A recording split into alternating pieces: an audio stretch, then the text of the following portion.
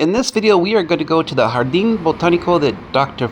Alfredo Barrera Martin in Puerto Morelos, Mexico. This garden is a place that preserves some of the old Mayan customs. We're in the colectivo bus here. We're good. The map said this place was just 4 kilometers, about 2 miles from the edge of town, so we thought it was close enough to walk. We should have, though, paid for a taxi ride because it was kind of dodgy walking on the side of the highway. We're on the outskirts of Puerto Morelos, and this sign says that it's another 6 kilometers out of the city to go to the train Maya, which makes stops in all the cities. If we get close enough, we could take the train back. That would be an adventure too. Yeah. But man, that's not a very convenient spot for a train station.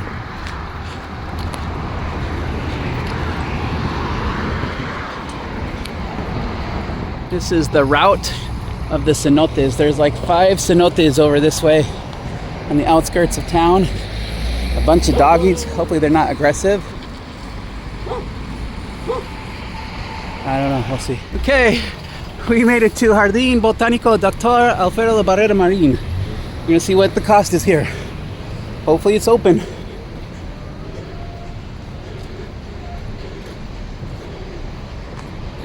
But we did get there and we weren't hit by a car, and we found some interesting things. Okay. The cost of the garden is 90 pesos, which is about $4.50 in US dollars. The park is about 160 acres and has different routes you can walk. Okay. And since it's all open air, it isn't uncommon to see wildlife in the area. Okay. Here on the biological trail, they have these little like gourds, and each of the gourds are decorated. On this particular one, it's decorated as a cenote. Then you can see up ahead on the road, there's another one. So that kind of, you follow the gourds, and the gourds will tell you where to go. And hopefully we're going to end up at a Mayan hut or something. We're hoping. We're here at the solar Mayan housing. I don't know what that's all about, but we're going to find out, AJ. We're going to start in here, which is probably like the Mayan prison or something. I don't know. We'll find out. It says here, what does it say? This is the area of a house. And the house would have some flooring and plants. Oh, this is a solar house. We're inside of where they would grow plants. That's what it is. Okay, now I get it. Okay. And then they'd have their water fountain over there. And then here's their main house.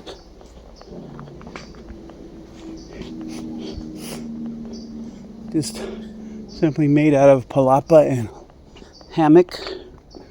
Here's the hammock bed and some counseling areas here. And let's go over here. This is the cooking area, which is separate from the main house, but still covered. You have all your roots, gourds. Here's the gourds and the herbs and the matates.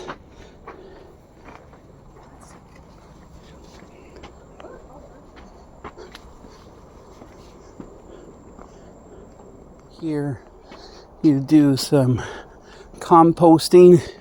Here you can compost to get better seeds. That's what this compost pile is all about here. These are for melipona bees. Melipona bees are Mexican bees, and they were originally discovered to be the fertilizer for vanilla. So you can see them coming in and out. These are Mexican bees, and they're smaller than regular honey bees, but they still produce their own kind of honey. It's just a little bit different how they produce it. I kind of feel like you don't need a succulent garden in Quintana Roo. It's a succulent cactus garden. I would think that they would get too much water here, but yet they have it here. Yeah, you just gotta show it off. Just show it off.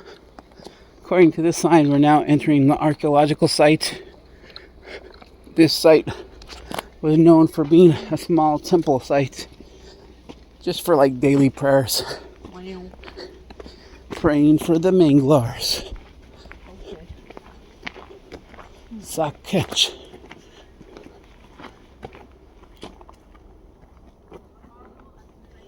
Sakech is the name of this place.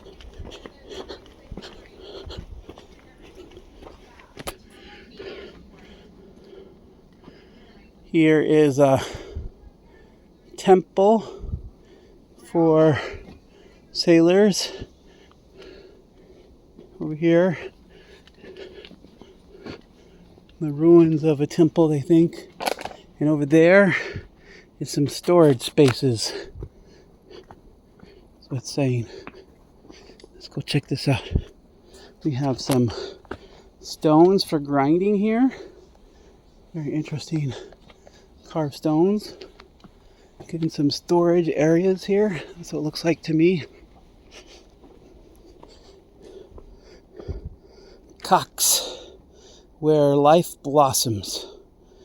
This is the woodland, and it was a Yakak Canal, a small evergreen forest area. That's what we know.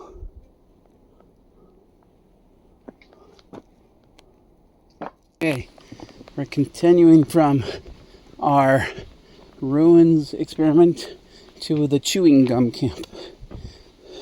A lot of these trees have rubber inside of them, sap, and that sap can be distilled down into rubber and different rubber-like materials. They're not exactly rubber, it's just rubber-like materials. And so we're gonna go check that out over here. The chicle is the gum.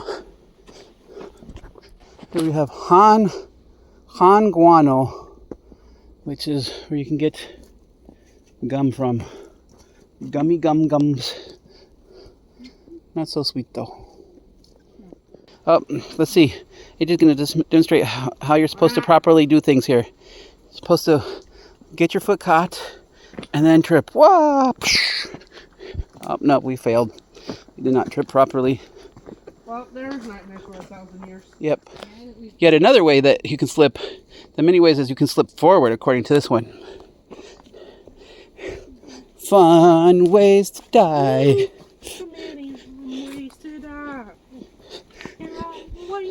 We're on the blue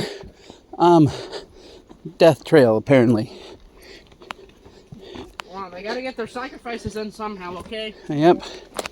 The Mayan gift that keeps on giving. Nest. What do you think? Yeah? I think that's a birdie nest. I think that's a nest. Like a birdie nest. Yeah, I think that's what... that's a birdie nest? Yeah, see, there's holes for them to stay inside. Yeah. That might be a hive. Yeah, let's not find out. If it's a hive, we definitely don't want it. Another tripping zone, yeah. Up. You didn't, you were just obeying the tripping sign there. Yeah.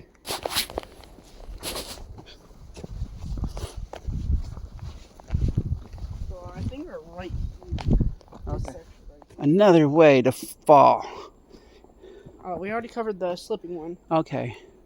They gotta get more creative ways for us to slip. Get your head on a tree branch. We're at the J Gum Camp. This is a place where they can distill all that gum sappy stuff. A hole? Oh, that's a deep hole. Is it cenote hole? No. Oh, I think it is. Let's flash the light into it. We found the entrance to a cenote here. No. Yeah. It's dry. Is the gum well, maybe? Maybe. It's pretty deep, whatever it is. Mm-hmm. It goes down quite a way. Let's see what this sign over here says. That is deep. It says that in 1980s, in the 1800s, chewing gum was produced in the United States from a piece of Basia or red spruce. The boom of that product and its trade was so huge that when the pine tree species was depleted, when it was discovered in 1870 that the sapote resin was a perfect substitute, Mayan gum became the main natural resource for chewing gum. Gum industrialization brought about typical exploitation effects, were ecological as well as social, and became a milestone in southern Quintana Roo history. In 1880, the Costa Oriental Company and El Cuyo Annexes got established in Tunaru. 30 years later, during the Porfiriato administration, franchises and exploitation permits were granted to foreign companies, which resulted in enslavement of workers. At first, gum was exported by sea, together with precious woods, which favored maritime industry. By the 1930s, gum was exported by plane, which led to interference that the gum trade boosted aviation development in southeast of Mexico. So that's why everybody was coming here to Latin America in the 30s. They were flying in and out the gum. That's probably what it was all about. It was the gum trade. And it was a plantation system, just Yeah. exploitive system, just like, you know, Back coal in the South. miners in Appalachia, where you Yeah. only got paid in credits, and your credits you could only spend Yeah. in the company store. And so The Jardín Botánico was a very interesting place to visit. I don't think a lot of foreigners know about this place, but I think more people should visit. It is a very interesting place. Whatever. To get home, we took a series of local buses called colectivos. The colectivos left us on the edge of Playa del Carmen, and we had to get a taxi back to Playa Car, where we were staying. We rode the bus back, and we're at like a terminal here, and we're about 3 kilometers from Playa Car. I see a taxi colectivo over there with prices running around 200 to 250, so we're going to check that out and see what it's like. The colectivos left us on the edge of Playa del Carmen, and we had to get a taxi back to Playa Car, where we were staying. But you have to be careful when getting a taxi in the state of Quintana Roo, because sometimes they do overcharge you. De todos los estados que he visitado, en México, aquí es el más caro de todos. Sí, por la zona turística. Well, we made it back to the hotel for this adventure, so that's good. It was a little expensive.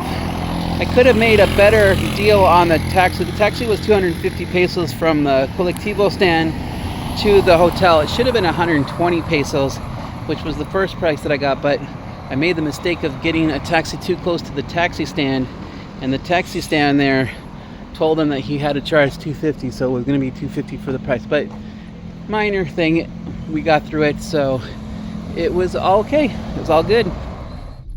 Well, we did get back safely, so all is well. Hope you enjoyed this adventure, and we'll see you on the next one. A Puerto Morelos, ¿no? Sí.